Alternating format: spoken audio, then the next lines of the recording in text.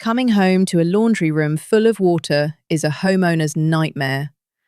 Washing machine supply hoses are one of the most common causes of water damage, and they can dump hundreds of gallons onto your floor in minutes.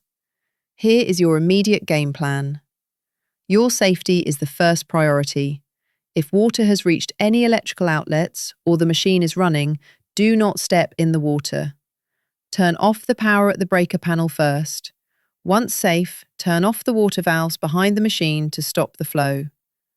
Quickly remove laundry baskets, detergent boxes, and any furniture from the room. Wet dyes from clothes or cardboard can stain your flooring permanently within minutes. The faster you clear the floor, the less secondary damage you will have to deal with. Don't be fooled by a dry surface.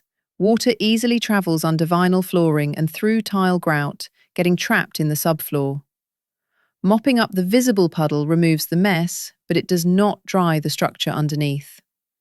Laundry rooms are often small and poorly ventilated.